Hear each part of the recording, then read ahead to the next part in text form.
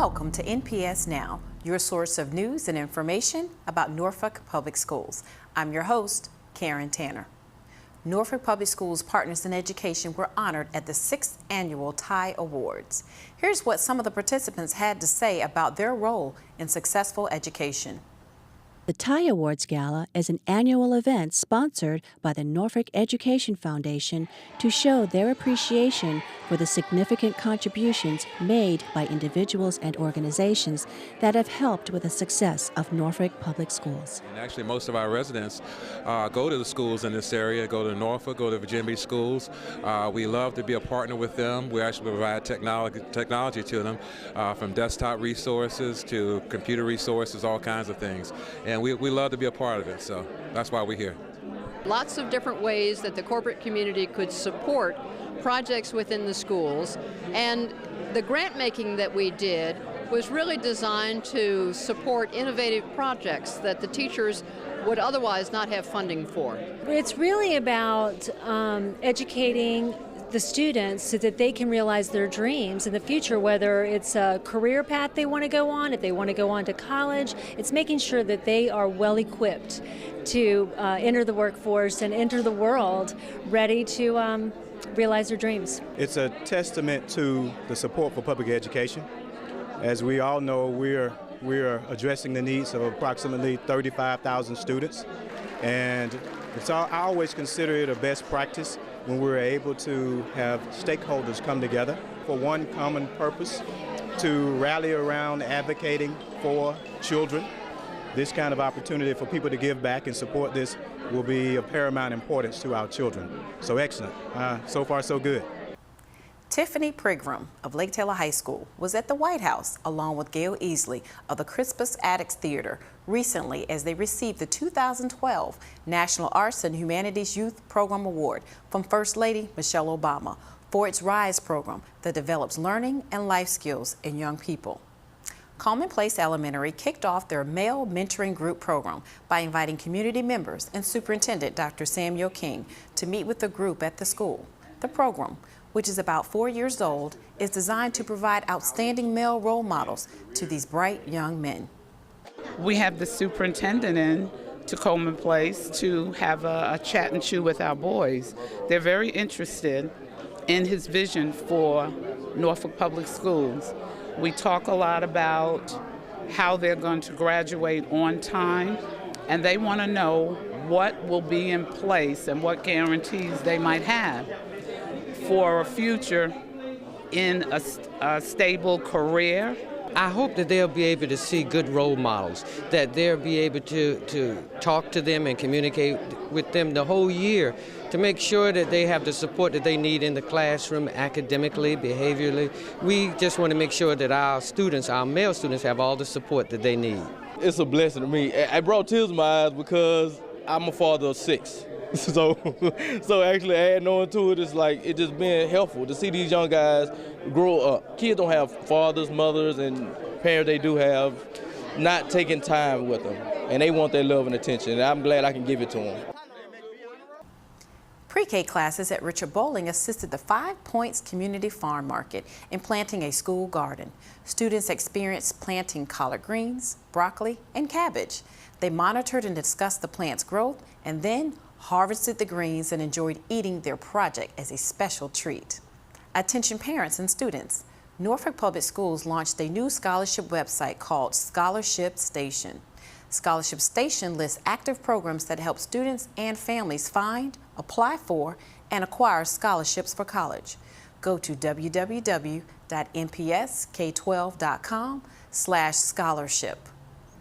Maury High School supporter and fundraiser Susan Nottingham was awarded Wells Fargo's National 2012 Volunteer Service Award for her work with Norfolk Public Schools.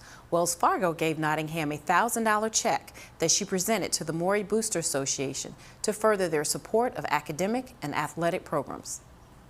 What's Up Docs is offering hands-on work experience for special education students as part of a career development program. Let's take a look at some career training opportunities in the school administration building. In partnership with Eggleston Services and the Norfolk Public Schools Work Experience Program, What's Up Docs was created to give special education students work experience in an office environment. It's teaching them responsibility, professionalism, also teaching them how to be in an office setting, how to act accordingly, how to use their inside voices, and also it builds on their character. Most importantly, it's going to give them the motivation and the experience to step out and to try to apply for a job. You know, it's going to let them understand and believe in themselves that they too can have a job. Although the student services are limited to the school administration building, there are plans to expand to other locations with a high volume of office-type work. So if you have a need for shredding, laminating, putting together binders for an in-service or any other type of office work, you can contact What's Up Docs at wud@nps.k12.va.us. Lake Taylor is going to the state championship. Stay tuned for NPS Sports featuring Steve Sutmiller for more details.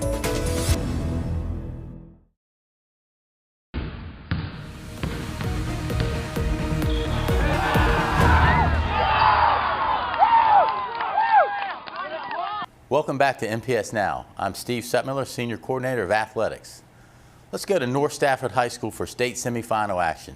The Lake Taylor Titans, 13-0 and ranked second in the state, visit North Stafford for the right to play in their first state final since 1982.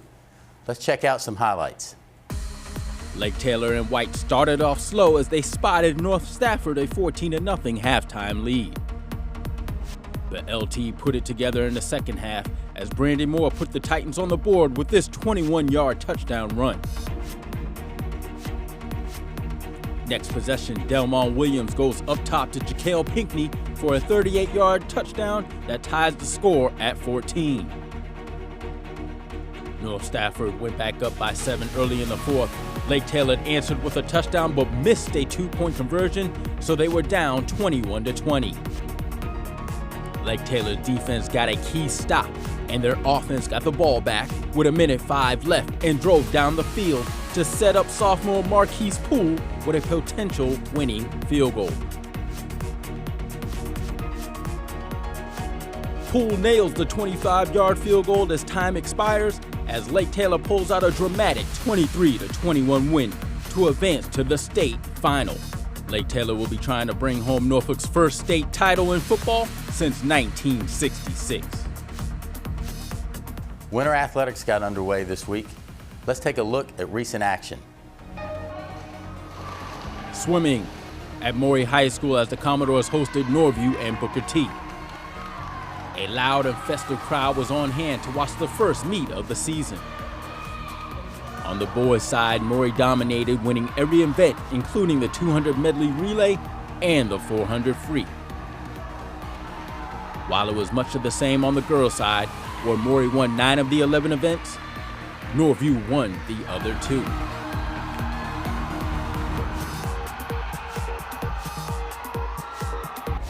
Wrestling now as Granby High hosted their own event. Teams from around the area competed in this 2-day Granby Classic. The host Comets kicked off the festivities well with some crowd-pleasing performances. Sophomore Noah Burris got the pin to win his 132-pound match.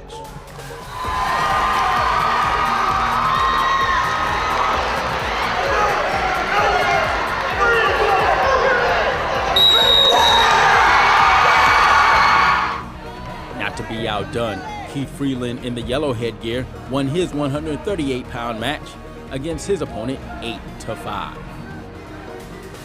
A good start for Granby as they look to repeat as Eastern District champions.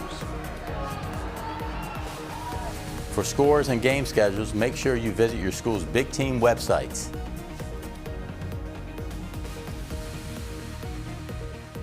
More NPS Now after this.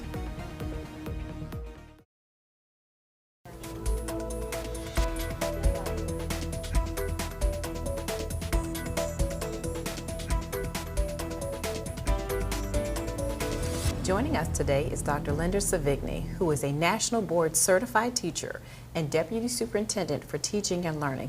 Welcome to NPS Now. Good morning, thank you. Superintendent Dr. King came here with a goal in mind and brought an administrative team with him to help succeed in that goal. And I understand he has prepared a 90-day plan, and that plan encompasses the school board's priorities and goals, and also it entails a cycle for results. Tell us a little bit about that. Okay, the Cycle for Results is an instructional framework that's based on 6 steps that are aligned to school improvement initiatives and making sure that every child receives what he or she needs inside every classroom. It's built on the premise that teachers are analyzing multiple data points. They are creating plans based on data. They are teaching and assessing in the middle of their teaching, doing formative assessments as well as traditional summative or end of unit type testing. And once they receive the results of those, they are reteaching to students and then reassessing. It's very much a cycle that ensures that every child is met where he or she enters the threshold of our classrooms, and that as the adults in the classroom, the teachers, that we are doing everything we can do to make sure that every child is fulfilled academically and provided with multiple opportunities for maximum exposure and maximum results in regard of academics. So how does this work with evaluating the students and how well they're meeting these cycle of results? Well, I think it provides us with many more data points than some of us may have traditionally had in the past. The traditional old school classroom is structured around teachers teaching, and then they give a test, and they put the grade in the grade book, and then the teacher moves on. And if the child got it, that's wonderful, and if they didn't, then more or less the child has to go back and get that information on his own or come before or after school. The cycle of results asks us to take a step back, to be a little bit more reflective, and to remember that the student is our primary stakeholder, and that as the adults in the classroom, it is our responsibility to provide ongoing instruction based on the needs of that child. So it really lends itself to differentiated instruction. So if I'm the classroom teacher and I teach a unit or teach a lesson, let's talk about a lesson first. I teach a lesson, and I assess at the end of that lesson, and I determine that 5 kids in my class don't have a clue as to what we just talked about. 15 of them are rocking and rolling and ready to move on. So it's my responsibility to make sure that the 15 who are rocking and rolling and ready have an opportunity to move on forward, but I've still got to go back and retouch and reteach those children who didn't get it the first time. And the cycle of results simply puts a framework in place, and it is built on a cycle. It's that continuous cycle of improvement geared towards each and every classroom. So I'm sure parents are excited to hear about this new cycle of results and how it's going to help their student achieve more. We believe so because it provides every child with multiple opportunities to achieve success inside the classroom with each and every assessment.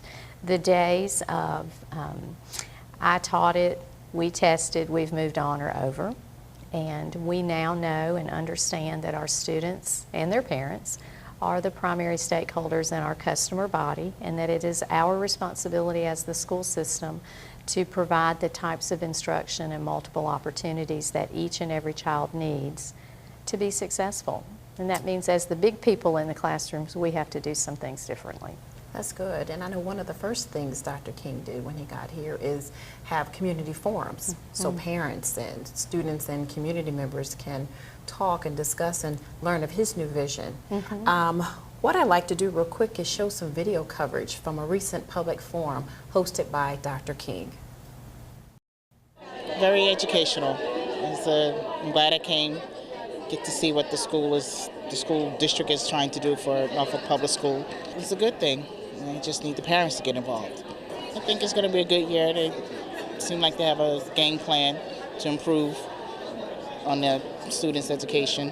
I think this is a great start in the beginning to get our educational system back on track in Norfolk Public Schools. It was a great idea, and I think parent engagement is one of the keys of helping us get back on track. I was here to hear what Dr. King had to say about his strategic plan and to see what his priority areas are and how I as a parent can be part of the process. Getting the community involved is critical. Without the community's involvement, nothing can happen. I understand those public forums were very effective, and Dr. King gleaned a lot of information that his team is now looking at and working on. And so now he has what's called a strategic plan that's underway. What's the mission of this plan? Okay, I do want to say that we're very appreciative of the community for coming out and supporting those two forums. Between the two events, we had about 450 people in attendance. So we believe very strongly that the community is engaged in the school system and that they are very supportive of the direction with which we are now traveling. This mission of our new strategic plan derived out of a microcosm of the community, because one of the side effects, the very positive side effects of those forums, is that we had hundreds and hundreds of volunteers who agreed to work with us to draft this new strategic plan. It is not a plan that someone here in the central office is drafting in isolation. It is very much growing and evolving from input in the community. So the mission grew from a 3-day retreat that we had with about 34 different members of the community, and that included law enforcement, clergy, our higher ed partners, parents, teachers, administrators. We had principals from all levels represented, as well as central office administrators. And so the new mission for Norfolk Public Schools, which will take effect starting in July, and we are spending a lot of time now publicizing that in the community, gleaning additional feedback, focuses on Norfolk Public Schools being the cornerstone of a proudly diverse community. So one of the things we're very proud of is that the community came together, they rallied around us, and provided us with a vision for the school system. So built into our mission statement is also a vision for us in the future, which is 5 years from now, we very much believe that we will be the cornerstone of a proudly diverse community, and that is where we aspire to propel ourselves into the future. The school, this team from the Strategic Planning Committee also implemented several things into the mission statement that we're equally proud of, and one of those deals with academic opportunities, maximizing those opportunities for every child, as well as making sure that children are ready for college, career, the workforce, or military. So it very much identifies our purpose as a school system, as well as provides us with a blueprint or a framework for how we will achieve that through our critical means. So how will the public be updated every year as to what's happening with the strategic plan? Well, right now the public is helping us with that, because the mission statement and the beliefs, which I think we'll talk about in a few minutes, and a few other components of that, are just the beginning. The second phase of that, which has just recently implemented, is working with community members to actually write action plans for us. So right now, community members are involved by helping us write action plans, and as we move forth and continue to publicize this, we will glean input from the community everywhere we go. And when we come back together with our microcosm of the community in March, we will bring all that input back to the table to see if we need to make any modifications to what they drafted in the fall. And then we will present it to the Board of Education here in Norfolk Public Schools in May, hopefully, and it will be approved. And then this plan will become our blueprint for how we operate on a day-to-day basis beginning in July. Share with us some of the community beliefs that you were talking about. Well, we're very proud of those, because the community beliefs are just that. They derived from that microcosm of the community, and they are centered on what the community believes the school system should be and how the school system should operate. So they're the things that keep us grounded in how we make our decisions and how we move forward. So the beliefs range from things, we believe every person is worthy of respect, to believing that diversity is a strength, to honoring the input of our community, as well as making sure that we make our decisions based on the best interests of our children. One of the things that Dr. King and his new administration, Dr. Simmons and myself, believe very passionately in is that we will have a student-centered school system, meaning all of our decisions are based and derived from what is best for our children. And this particular strategic plan and the philosophy behind strategic planning will allow us to do that with fidelity and integrity. During this 5-year strategic plan, are there going to be opportunities for different sets of parents and community members and stakeholders to become involved? Yes, the strategic planning process is very transparent, and in the spring we will have another community forum where before we take it to the school board for final approval, we will invite the public in to look over it one more time and to provide us with direct on-the-spot feedback, so to speak. And we will make any modifications necessary. And then a vital piece built into the strategic planning process is annual review. So that microcosm of the community that I mentioned, that 33 plus individuals, will continue to work with us every year. We will bring that group back together twice a year, every year for the remaining, and we will continue to seek community input. When your strategic plan becomes the blueprint for what you do, every decision that you make is aligned to the strategic plan. All of your budget decisions are aligned to your strategic plan. All of your decisions and initiatives that you seek and bring forth to the school district are aligned to your strategic plan. So it really truly becomes the heartbeat of who we are and what we do. So we have to have all of our stakeholders meaningfully engaged in that process. And I think one of the things that Dr. King has done a fantastic job of so far is modeling that transparency. Every speaking event that he's gone to, he has shared the board priorities as well as the cycle for results, as well as where we are with the strategic planning. Every opportunity that Dr. Simmons and I have had to share, we too have done the same thing because we believe so passionately in the philosophy and the sense that the strategic plan is who we are and it will guide what we do on a day-to-day basis. Somebody watching this program, excuse me, this morning, is there a way that they can contact you all, give feedback, sign up and want to be a part of it? Sure, they can either email me or they can call the superintendent's office, 757-628-3830, and let one of the ladies who answers the phone know that they're interested in volunteering to serve on one of our strategic planning teams, and we'll sign them up. I think people are going to be excited about this new strategic plan, the 5-year plan, and I know I've learned a lot since Dr. King and you and Dr. Simmons have been here, and I think we're definitely on a great academic track, and it's great for parents. So I want to thank you for joining us today. Excuse me, my voice is going. And we appreciate you tuning into this edition of NPS Now. The show will air on Mondays and throughout the week on WNPS Channel 47, or you can view it online. Thank you for watching NPS Now.